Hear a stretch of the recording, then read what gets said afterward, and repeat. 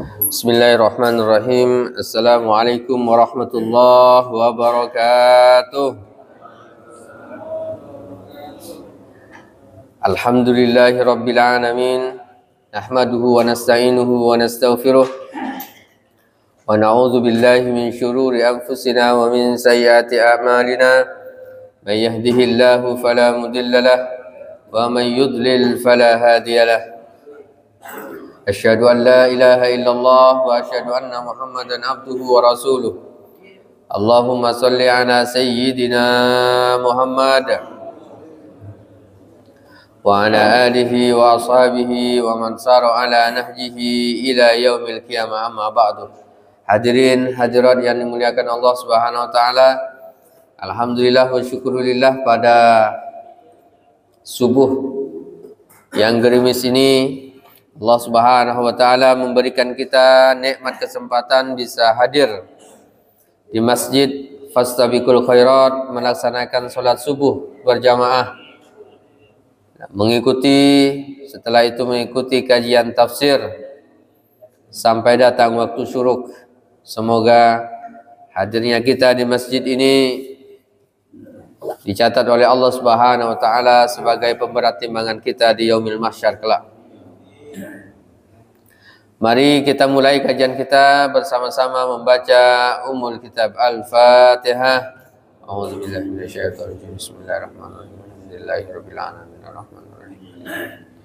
Iyyaka na'budu wa iyyaka nasta'in. Ihdinas siratal mustaqim, siratal ladzina an'amta 'alaihim ghairil maghdubi 'alaihim waladdallin. Baik, Bapak Ibu yang dimuliakan Allah Subhanahu wa taala, mari kita lanjutkan kajian kita. Kita sampai pada ayat yang ke-194 sampai 195. Dua ayat ini mari kita baca bersama-sama.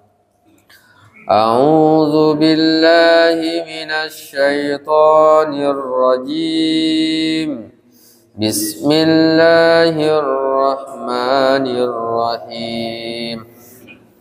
Asy-syahrul haram bisyyahril haram wal hurumatu qisas.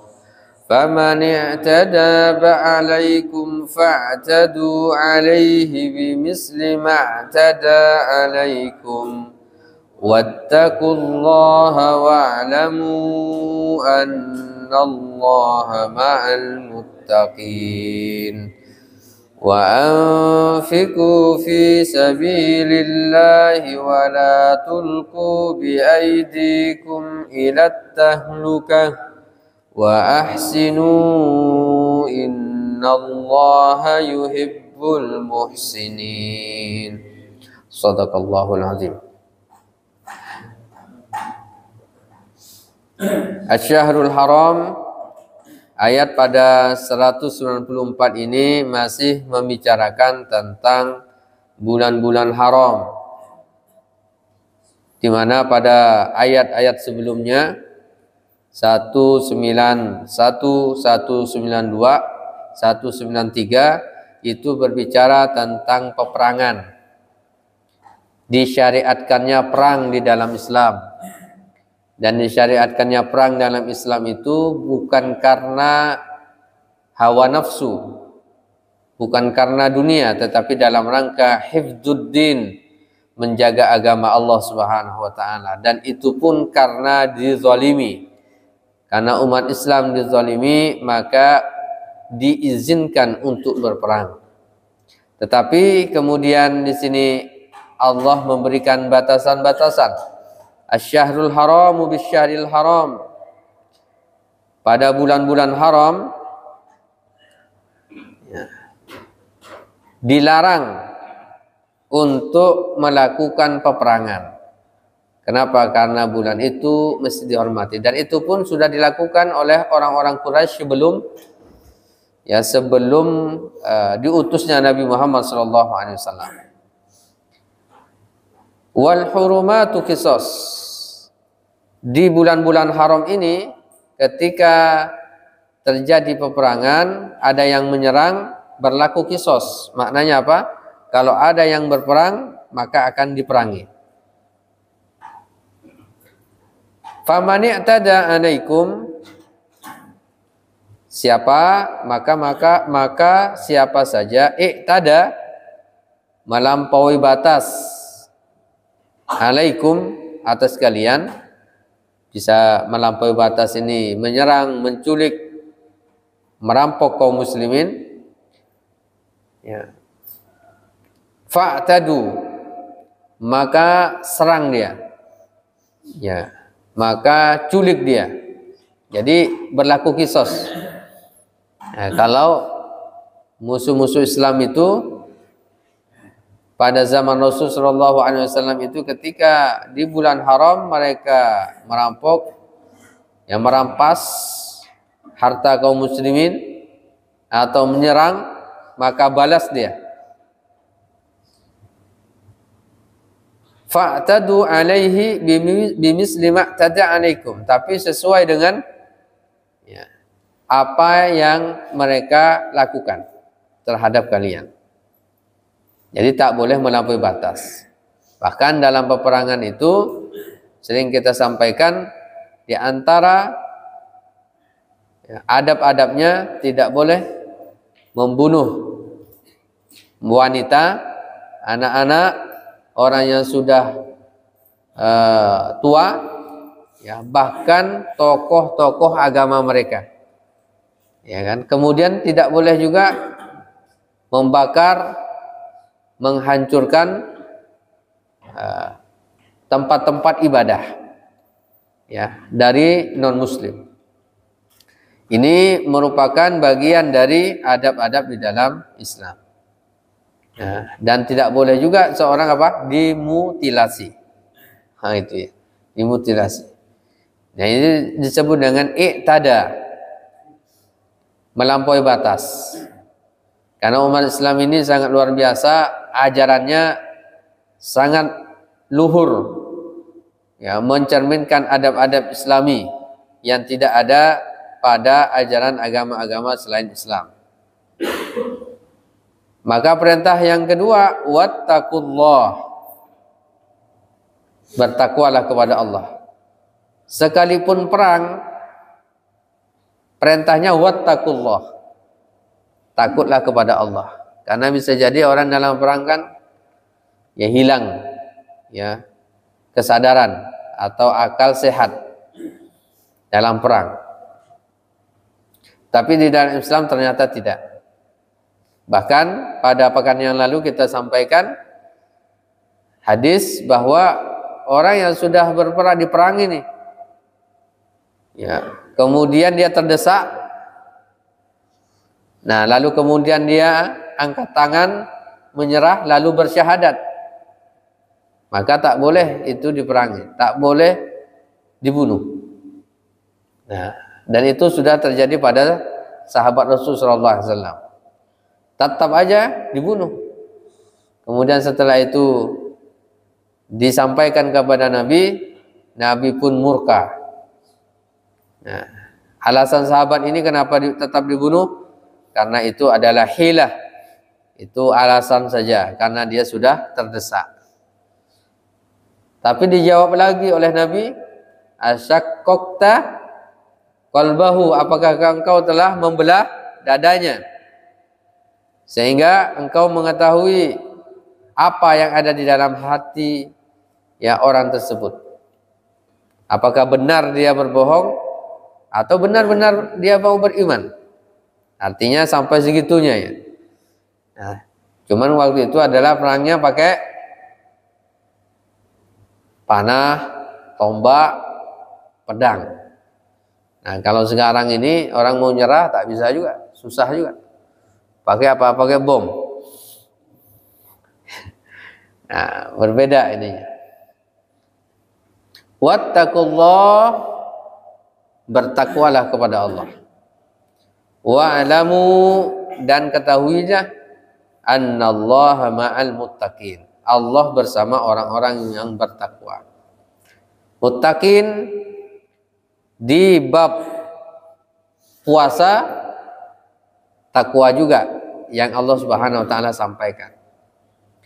Di dalam pengurusan harta, takwa juga. Di dalam pemindahan harta kepemilikan, wasiat, waris, dan seterusnya juga takwa juga. Bahkan dalam perang pun tetap perintahnya adalah takwa. Dan Allah bersama orang-orang yang bertakwa. Artinya orang yang bertakwa ini tidak akan rugi. Orang yang bertakwa definisinya banyak. Ya, di antaranya biasa kita dengar khotib Jumat itu mengatakan, ya, takwa itu adalah melaksanakan perintah-perintah Allah dan menjauhi larangan-larangannya. Itu definisi secara umum. Ya, makna khususnya adalah takwa itu berhati-hati. Berhati-hati. Melakukan sesuatu itu berhati-hati. Ya. Sebagaimana ketika Umar Ibnul Khattab ditanya tentang apa yang dimaksud dengan takwa, maka kemudian beliau menjawab, ya, bagaimana ketika engkau berjalan di suatu tempat yang atau jalan yang ada durinya, apa yang engkau lakukan? Maka ya, dia menjawab, pastilah berhati-hati. Nah, ini adalah bagian dari takwa, takwa berhati-hati. Ketika seorang menjadi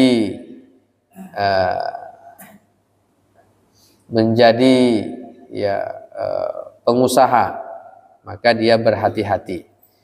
Ketika seorang menjadi pejabat, berhati-hati, ya, di dalam, ya, menjalankan kewajibannya. Ketika dia menjadi, ya, ilmuwan, maka juga dia mesti berhati-hati. Jangan sampai ilmunya menjerumuskannya ke dalam neraka, yang dia gunakan ilmunya untuk menolong kesyirikan, menolong kemaksiatan dan kemungkaran. Begitu juga orang-orang yang punya tenaga, kekuatan, nah, maka hendaknya bertakwa juga.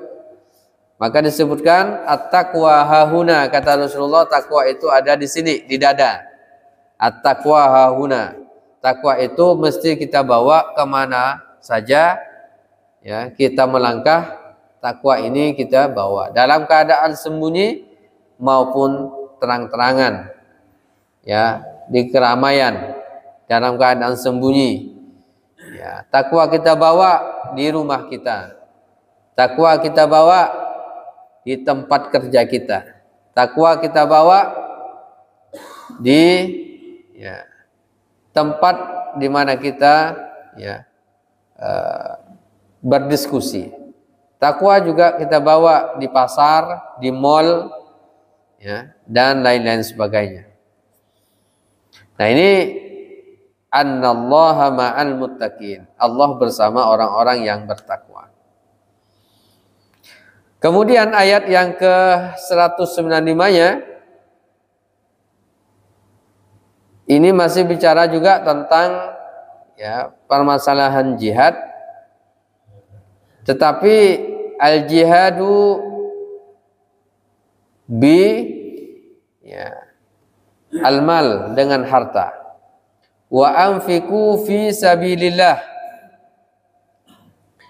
dan hendaknya, dan anfiqu, infakkanlah di jalan Allah.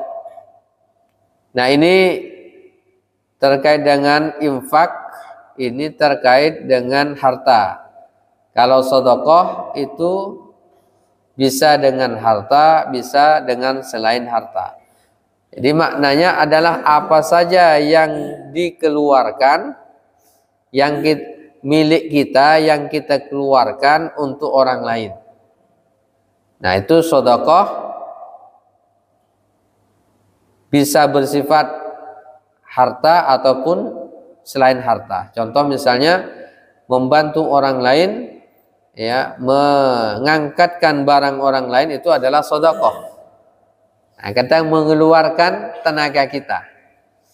Kita mengeluarkan ide-ide kita, itu adalah sedekah. Ya, untuk kepentingan umat. Nah, wa anfiq, kalau infak itu kita mengeluarkan harta kita di jalan Allah. Dia hanya terbatas dengan harta. Maka kemudian ada kata nafaqah. Nafaqah itu artinya harta yang dikeluarkan oleh seorang suami, oleh seorang bapak, ya suami terhadap istrinya, ya kemudian seorang bapak kepada anak dan istrinya.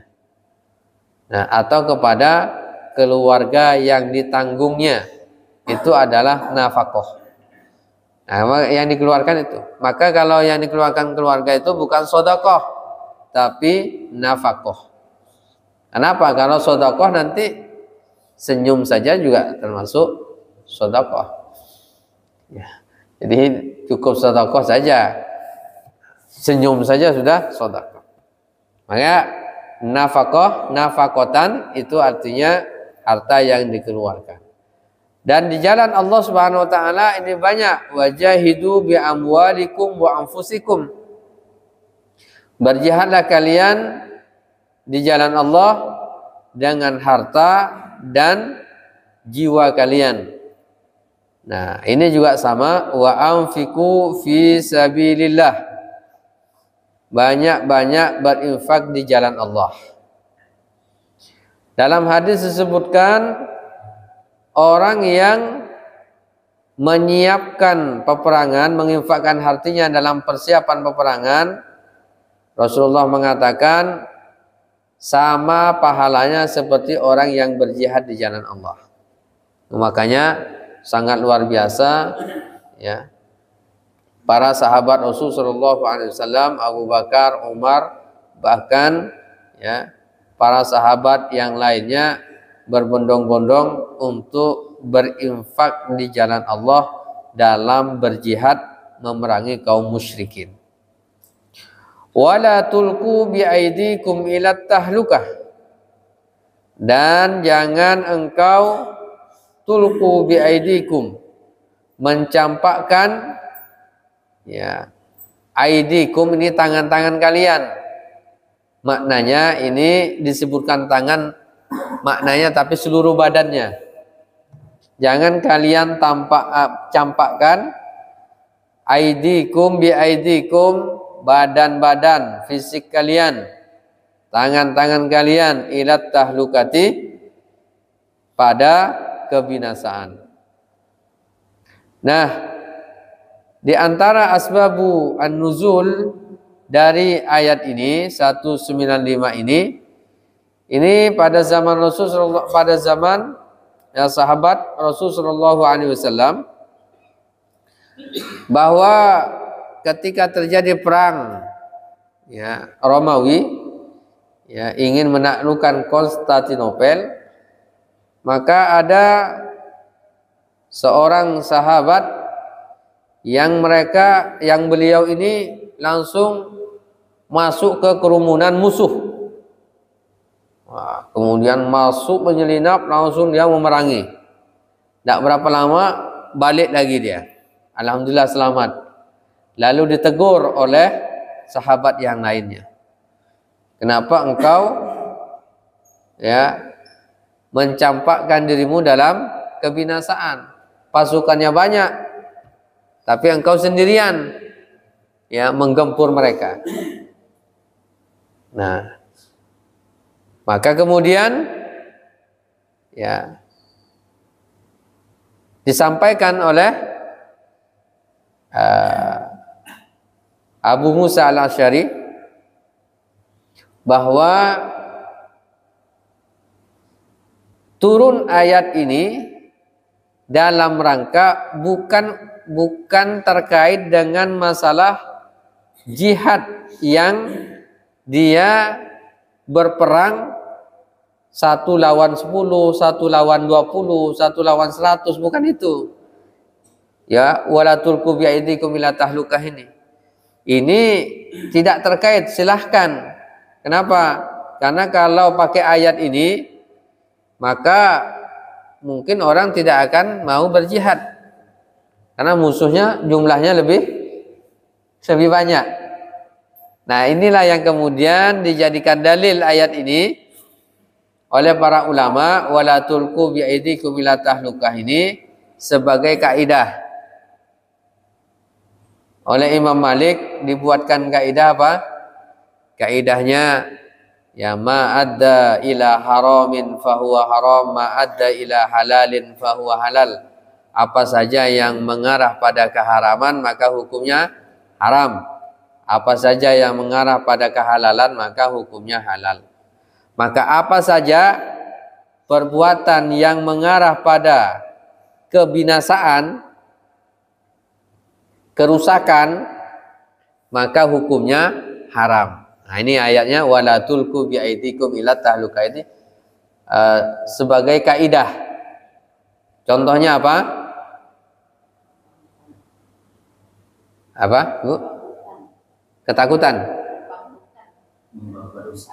Membabat hutan. Hukumnya apa? Membabat hutan. Hukumnya haram. Kenapa? Bisa membuat merusak lingkungan. Nah, itu. Mengkonsumsi narkoba. Nah, itu hukumnya haram. Kenapa? Merusak akal. Perzinahan haram karena merusak nasab, ya kan? Apalagi termasuk misalnya ini penting juga, memberikan izin tempat maksiat. Ini berarti hukumnya haram, ya kan? Orang bisa bermaksiat difasilitasi, kan? Maka tulqu biaidikum ila tahlukah. Sudah jelas ini mengarah pada neraka, kemudian difasilitasi. Nah, ini wala tulqu biaidikum ila tahlukah. Maka dari sinilah munculnya perbedaan itu dalam masalah hukum rokok. Nah, dalam fatwa MUI itu, nah ini pakai dalilnya ini. Nah, ini perbedaan pendapatnya tuh di sini nih. Wala tulqu biaidikum ila tahlukah. Nah, bagi yang mengharamkan ini kan mencampakkan, nah itu mengarah pada kerusakan. Nah, gitu. Mengarah pada kerusakan, maka hukumnya haram. Maka DMU itu hukumnya dua tuh. Ada yang kedua, dia tak sampai pada derajat haram, tapi derajatnya makruh. Nah, kenapa? Karena tahlukahnya hasil akhir atau belum tentu orang yang merokok itu pasti binasa, langsung binasa. Nah, maka disitulah letaknya nanti perdebatannya itu.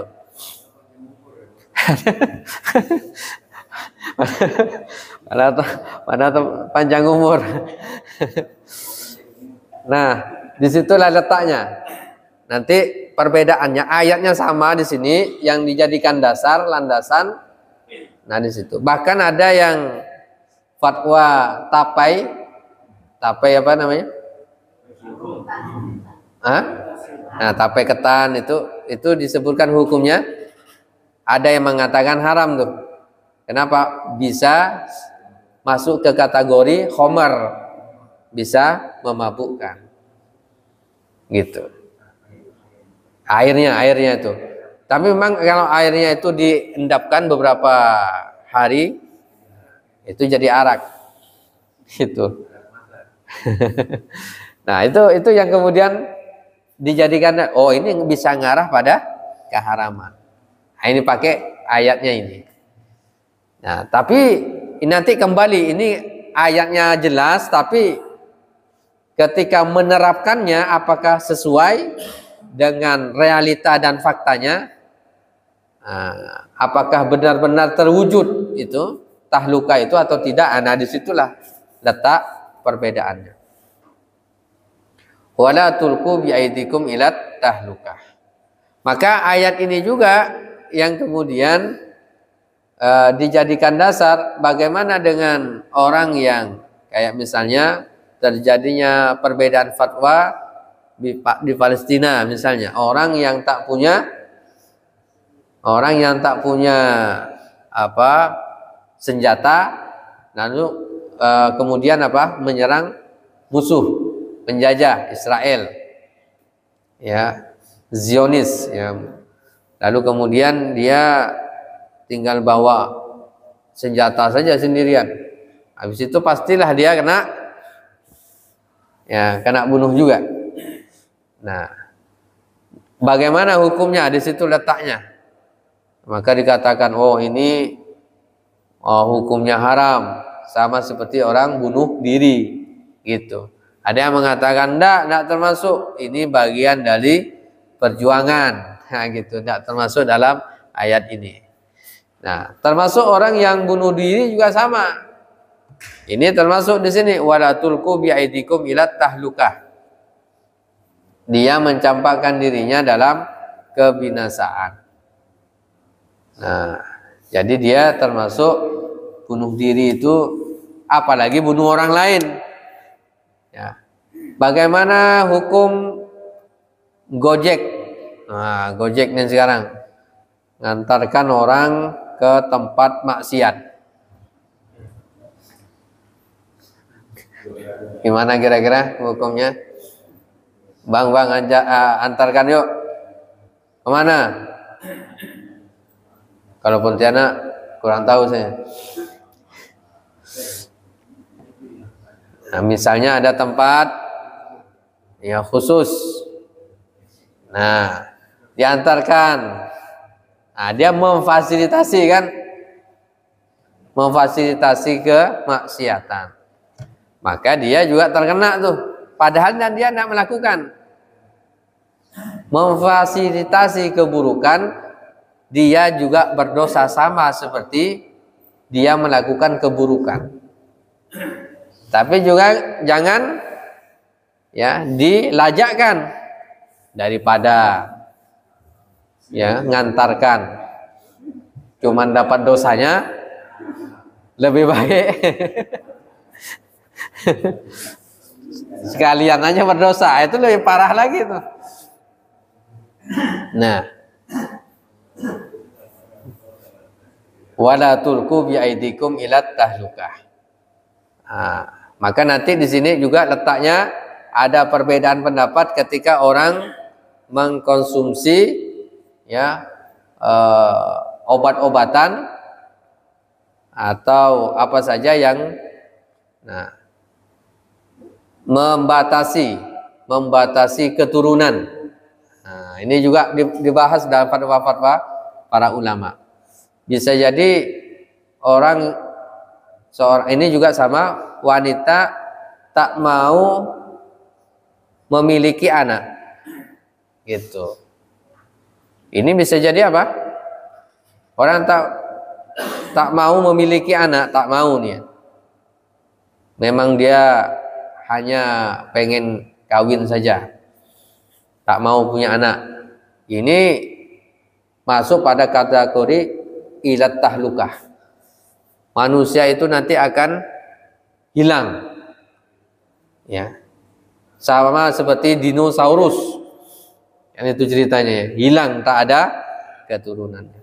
Dan sekarang di Jepang itu juga sama, sekarang sudah mulai ya hilang generasinya.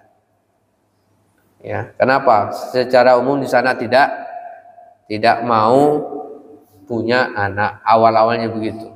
Sekarang sudah banyak tempat-tempat ibadah yang kosong, rumah-rumah yang kosong. Nah, bagi yang mau ke Jepang silakanlah pindah ke sana.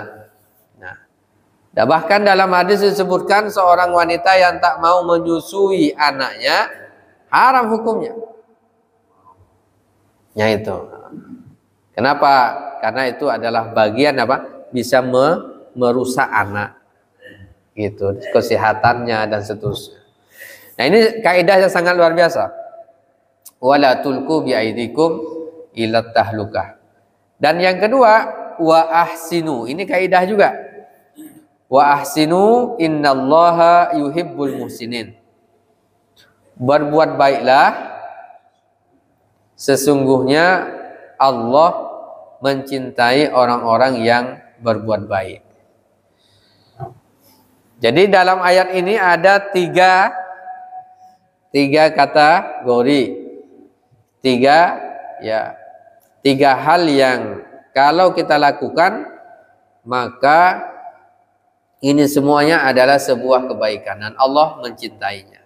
Pertama, al-infaqu fi sabilillah, menginfakkan hartanya di jalan Allah Subhanahu wa taala.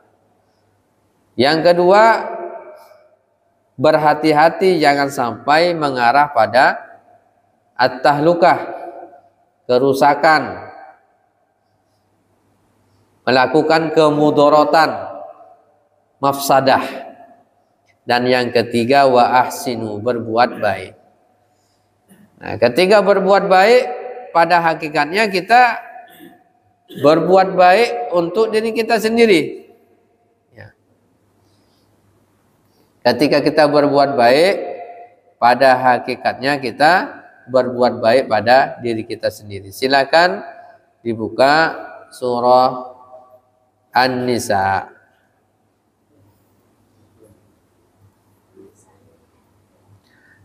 Maaf. Al-Isra ayat 7. Al-Isra ayat 7.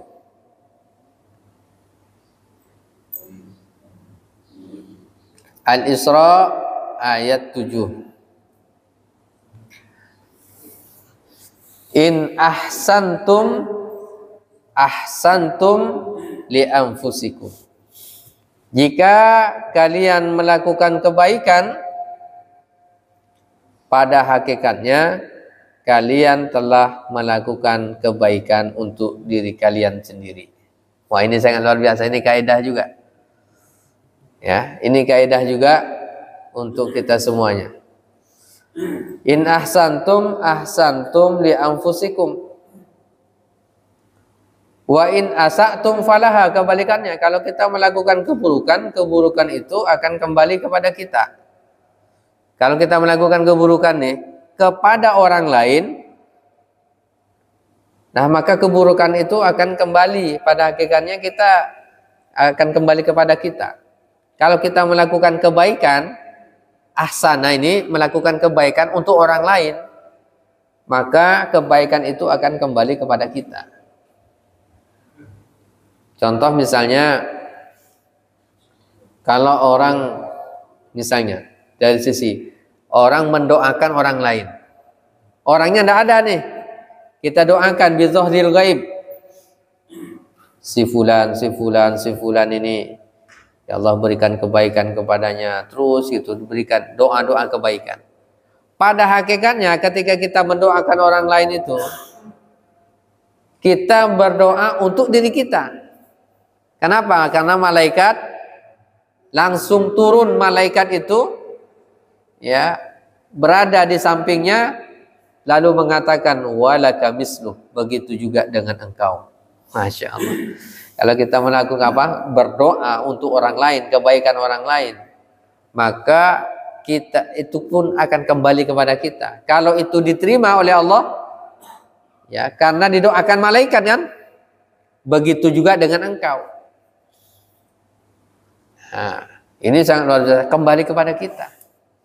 Karena terkadang banyak diantara ya kaum muslimin tak mau mendoakan kebaikan pada orang lain, malah keburukan kan. pada hakikatnya dia mendoakan keburukan untuk dirinya sendiri. Katanya, oh semoga dia begini, semoga dia. Kata malaikat, walaka misluh. Begitu juga dengan engkau. Nauzubillah, ini kan sangat luar biasa nih. Ini kaidah ayatnya, in ahsantum ahsantum li anfusikum wa in asatum falaha. Kalau kita berbuat baik pada anak orang lain, ada anak tetangga, anak sahabat, anak orang lain, maka pada hakikatnya kita berbuat baik untuk anak kita. Gitu. Kalau kita berbuat pada anak orang lain nih, kalaupun orang lain tidak berbuat baik padanya, Allah yang akan membalaskan untuk anak-anak kita. Ini sangat luar biasa juga. Pasti itu. Nah, kalau dalam cerita orang tua dulu itu namanya hukum karma. Itu bukan hukum karma ya.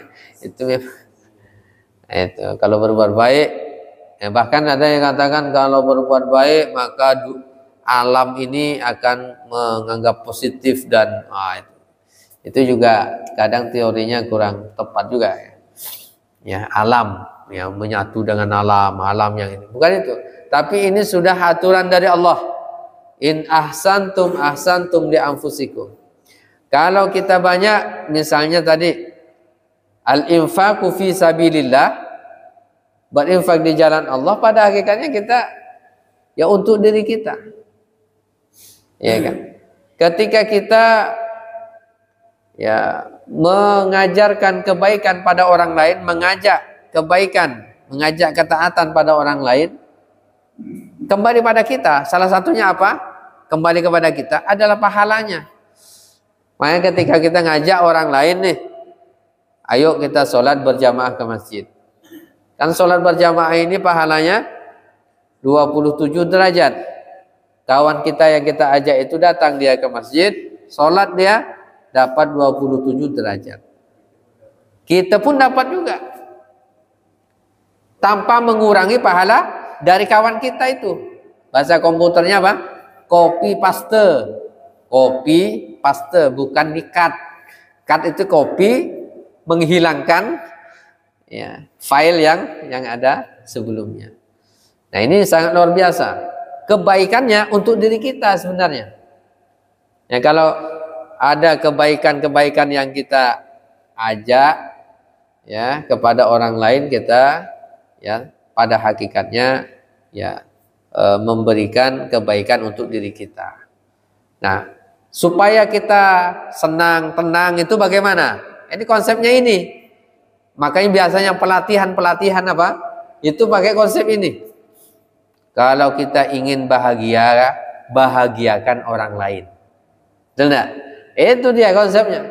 Kalau kita pengen ya bahagia dalam keluarga, bahagiakan orang lain. Kalau kita ingin sakinah, mawaddah, warahmah, ya kemudian ya berikan kebaikan kepada orang lain. Kalau orang lain bahagia, maka dalam hadis disebutkan idkhalus surur. Ya, di antara tanda mukmin itu adalah memasukkan kebahagiaan pada orang lain. Jadi kalau orang lain itu bahagia, itu pasti kita akan diberikan kebahagiaan oleh Allah. Pasti itu. Jadi dia hukumnya seperti itu sudah. Ya. Maka kebaikan akan dibalas oleh Allah dengan kebaikan. Atas rekayasa Allah pastinya. Nah, wa in asatum falaha. Kalau kita melakukan keburukan, ya Allah akan balas juga keburukan. Di dunia juga, apalagi di akhirat. Ya kan? Kalau kita sering menyakiti orang lain, ya membuat orang lain tak bahagia, bisa jadi kita tidak pernah sulit untuk bahagia. Ya. Ini konsepnya luar biasa. Konsep apa? Ketika kita melakukan membahagiakan orang lain, Allah akan memberikan kebahagiaan kepada kita. Ya. Nah, jadi konsep ahsantum li anfusikum. Kemudian kalau konsepnya ada juga konsep syukur kan? Gitu. Kalau kita bisa membahagiakan istri, nah, maka kita ya dia senang, istri kita senang, ya kan? Ibu-ibu terutama. Nah, maka ibu akan berbuat baik pada suami, betul enggak, Bu? Betul. Maksimal tuh. Nah, itu. Ya. Kalau suami tidak ya berbuat baik pada istri, bisa jadi istri ada masa. Itu salah satu bentuknya tuh. Wa inna sa'tum. Nah, begitu juga dengan yang lain. Ini sangat luar biasa. Nah, maka ketika ini bisa diterapkan oleh umat Islam, itu sangat luar biasa nih. Ya kan? Konsepnya luar biasa. Cuman masalahnya terkadang di lapangan. Nah, di lapangan tuh tantangannya sangat banyak sekali. Nah, wa ahsinu innallaha yuhibbul muhsinin, sesungguhnya Allah Subhanahu wa taala Maha ya bersama dengan atau mencintai orang-orang yang berbuat baik. Setiap kebaikan apapun itu, walaupun hanya sekedar senyum saja itu kebaikan. Allah suka dengan kebaikan itu.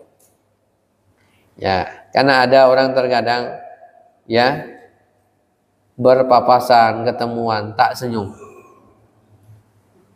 Ya kan? Padahal kebaikan tuh. Ya kan? Senyum.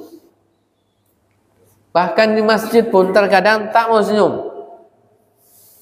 Kalau di sini mungkin tidak ada ya.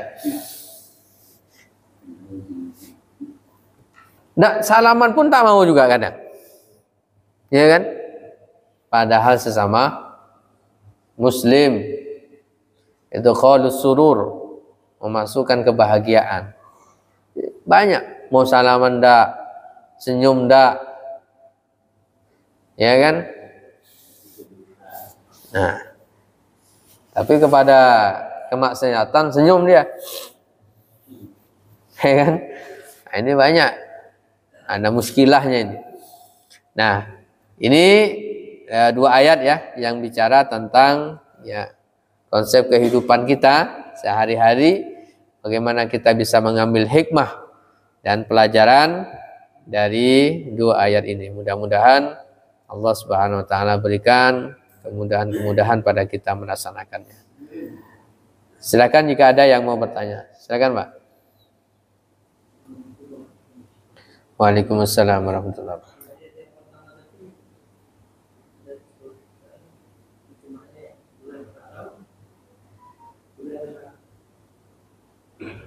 Bulan haram dan bulan haram, dan pada sesuatu yang patut dipermani. Berlaku hukum.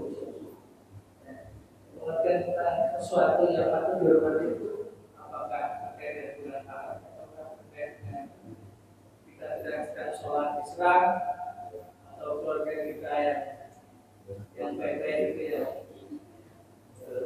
Ya, ada sekian yang dihormati itu diserahkan.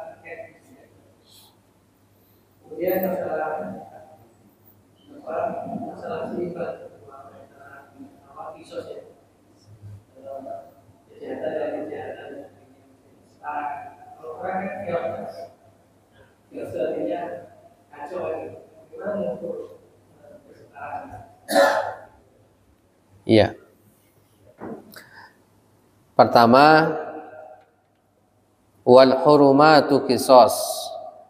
Jadi di bulan-bulan haram itu sudah menjadi perjanjian yang tak tertulis, ya tersirat, tapi menjadi kesepakatan bersama ya antara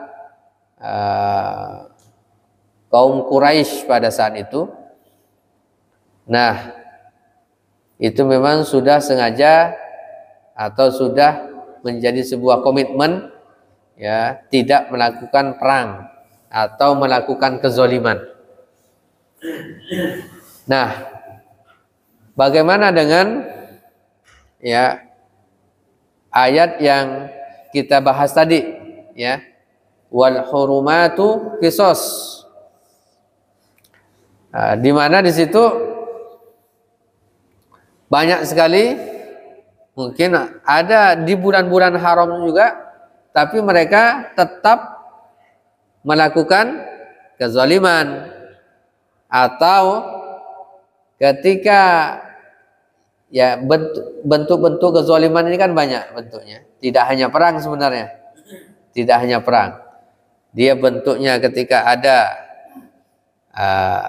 misalnya kaum muslimin tawaf, kan gitu ya, tawaf kemudian diganggu juga sama gitu, berlaku ya. Apalagi kemudian ketika dalam keadaan ibadah ini kemudian diserang, ini salah satu bentuknya ketika ada orang beribadah. Makanya orang yang berada di dalam tempat ibadah, di masjid, kemudian di tempat-tempat ibadah yang lain, dilarang untuk apa? Dizolimi, diperangi. Yang dalam Islam juga sama. Kalau orang sudah masuk masjid, makanya pada Fathu Makkah, Rasulullah mengatakan, siapa saja yang masuk ke area Ka'bah, maka dia aman. Siapa saja yang masuk ke ya rumah-rumah ibadahnya, aman. Siapa saja yang masuk ke rumah ya para tokohnya, ya kan, maka hukumnya maka dia akan aman. Termasuk yang masuk ke rumah Abu Sufyan, kan ya, masuk ke rumah Abu Jahal, kan gitu kan. Ini sangat luar biasa nih. Nah, ini juga sama, dan dalam bentuk yang pengertian secara umum. Nah, bagaimana mengukur kisos? Nah, bukan berarti ya satu orang yang ini. Jadi kalau itu juga tak termasuk sebenarnya. Dia menyerang membunuh berapa orang, kita akan bunuh berapa orang juga tak bisa dikontrol kalau kayak gitu. Tapi adalah bentuknya ketika dia dirampas hartanya, maka rampas juga. Nah, ketika dia diserang, maka serang juga. Nah, masalah korbannya ini bukan ya, tidak termasuk dalam hitungan, karena kalau dalam peperangan tak bisa juga.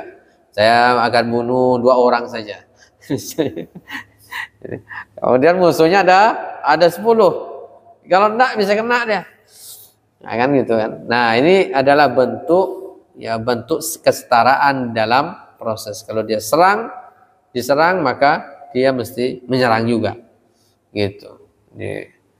Jadi ketika ini maka akan terjadi ya efek jera juga bagi mereka. Wallahu a'lam bishawab. Silakan yang lain.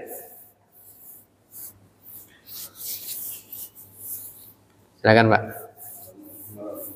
Assalamualaikum.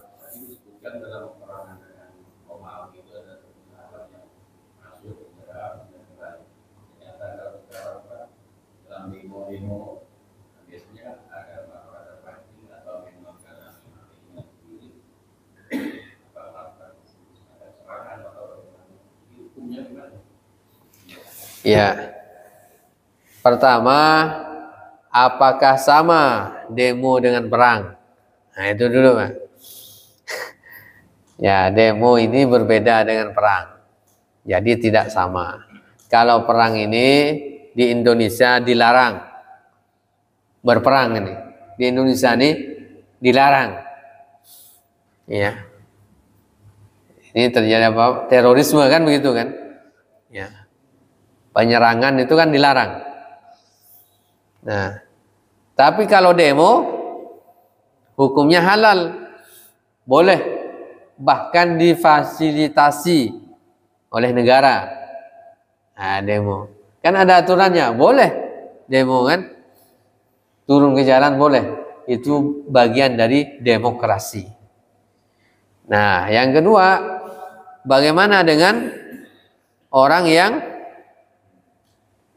demo kemudian dia melakukan kerusakan? Nah, ini yang kemudian bermasalah. Orang demo nih, pagar ya bangunan itu dirusak, ya kan? Kemudian ya gedung-gedung dibakar, kan sudah terjadi juga tuh. Nah, nah ini sangat luar biasa. Maka perusakan itu yang dilarang, bukan demonya. Demonya bagian dari menyampaikan aspirasi. Maka hukumnya boleh. Nah, ada orang yang memang ngompor-ngompori kan. Nah, biasanya datang kemudian, nah itu biasanya bukan pendemo biasanya tuh. Buzzer provokator biasanya tuh. Gitu. Nah, sehingga membuat apa? Chaos kan gitu ya. Nah, ini yang kemudian kita antisipasi. Silakan Pak.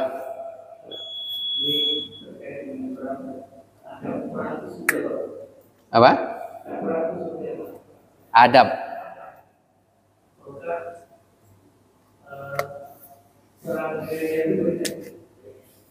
Oh iya.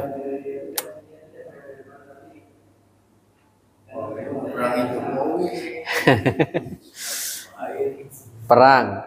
Dalam hadis disebutkan al-harbu khida'ah. Perang itu adalah tipu muslihat. Nah, itu dalam hadis. Jadi kalau kita berperang harus bisa nipu orang yang kita perangi. Nah, salah satu contoh ketika ya misalnya di antara peperangan yang dilakukan oleh Nabi dan para sahabatnya itu ketika hendak ya menyerang ya mengejar pasukan Quraisy yang kembali ke Mekah. Nah, di perbatasan itu ya berkumpullah ya kaum muslimin, tak banyak, tapi mereka kemudian membuat apa? Khaimah, tenda-tenda. Kemudian ya tenda-tenda itu disebar berjauhan. Itu diantara ini siasat, strategi. Dan setiap tenda itu dikelilingi oleh 4 api unggun. Wah, 4 api unggun. Biasanya satu api unggun, kalau satu api unggun untuk 10 orang. Nah, kalau 4 berarti, dan itu ya memanjang. Mungkin ininya sampai apa? Per setengah kilo mungkin ya. Memanjang begitu. Sehingga ketika api unggun semuanya dihidupkan, maka terlihat dari kejauhan kata Quraisy, oh ini umat Islam nih, pasukan kaum muslimin banyak benar nih. Akhirnya mereka tak mau lagi kembali, tetap melanjutkan perjalanan ke Mekah, tak mau menyerang. Padahal mereka sudah siap mau menyerang Rasulullah SAW. Ini sebelum nanti terjadinya Fathu Makkah. Ini sangat luar biasa. Begitu juga ketika yang menyusup itu ada. Di antara sahabat Nabi itu ada yang menyusup ke pasukan ya musuh. Kemudian dia bertanya, berapa musuhnya, berapa jumlahnya, apa saja kekuatannya, kan gitu kan. Ya, kemudian ada yang ya dia menyampaikan, ya karena dia penyusup, dia mengatakan, kok kaum muslimin gimana? Kaum muslimin itu banyak sekali pasukannya, gitu. Yang nampak dan yang nampak pun ada juga. Wah, kan gitu kan. Ya, itu khid'ah, siasat, boleh dalam perang. Gerilya apalagi, itulah yang memerdekakan kita kan. Nah, itu boleh dalam perang. Jangan perang itu jujur. Tanya berapa pasukanmu, ya 50 orang ya kata dia. Habis gimana strateginya? Oh gini strateginya. Itu mah bukan perang. Ya. Nah banyak. Maka orang yang bahkan membocorkan rahasia dalam perang itu pengkhianat. itu bisa hukum pancung itu. Nah, bisa dibunuh. Nah, maka itu dia membocorkan strategi. Maka ya apapun bentuknya ya siasat dalam perang maka hukumnya dibolehkan. Nah, itu. Wallahu a'lam bishawab. Ini yang bisa saya sampaikan. Oh, masih ada. Silakan, Pak. Assalamualaikum. Bagaimana awal pembicaraan Pak Ustaz tadi mengatakan bahwa bangsa Quraisy pun telah melaksanakan pembaharan perang pada perkara. Dan kebenaran itu ditentukan setelah adanya firman Allah telah menyatakan bahwa tahun 2000 yang banyak adalah berharap. Jadi dari mana dasar orang bangsa Quraisy sangat berharap? Iya. Silakan buka surah Al-Baqarah, bisa surah Al-Baqarah ayat 226 atau surah At-Taubah ayat 36. Ayat At-Taubah saja dibuka, At-Taubah ayat 36. 36 ayat 36.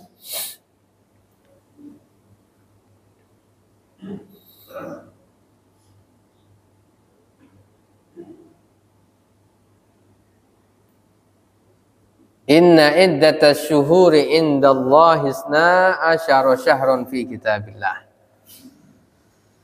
Ya, sesungguhnya jumlah bulan di sisi Allah Subhanahu wa taala itu ada 12 bulan. Dan dalam ketetapan Allah Subhanahu wa taala, yauma khalaqas samawati wal ardh. Ya, sejak kapan diciptakan langit dan bumi? Nah, bangsa Quraisy itu sudah tahu bahwa bulan itu ada 12. Makanya penamaan bulan itu sudah ada. Misalnya Ramadan. Dikatakan Ramadan ini bulan apa? Itu sudah diketahui oleh orang Quraisy. Ramadan itu ya panas, suatu yang menyengat gitu. Ya, ini juga sama, itu sudah diketahui gitu. Minha arba'atun hurum, di dalam 12 itu ada 4 bulan yang hurum, haram. Zalika ad-din al-qayyim fala tadlimu fihinna anfusakum. Jangan kalian melakukan kezaliman. Nah, makanya ya terjadinya perang dalam sejarah kaum dua suku itu Aus dan Khazraj. Nah, itu ketika mereka perang suku itu, nah terjadi masuk bulan haram, istirahat dulu. Istirahat dulu. Lalu kemudian nanti setelah itu perang lagi dia. Nah, itu memang sudah ya dalam realitas sejarahnya ada. Dan mereka sudah mengenal bulan-bulan 12 bulan ini dan juga ya bulan-bulan haram di mana mereka mensucikan. Nah, mereka mensucikan termasuk bulan haji, mereka itu juga melakukan haji. Tawaf, orang Quraisy itu melakukan tawaf. Cuman bedanya ya mereka ketika tawaf itu tidak memakai pakaian. Gitu, tidak memakai pakaian, itu terjadi. Nah, ya. Itu Pak ya. Wallahu a'lam bishawab. Masih ada? Cukup ya, insyaallah. Kita akhiri bersama-sama membaca hamdalah dan doa kafaratul majlis. Alhamdulillahirabbil alamin. Subhanakallahumma wa bihamdika asyhadu an la ilaha illa anta astaghfiruka wa atubu ilaik. Assalamualaikum warahmatullahi wabarakatuh.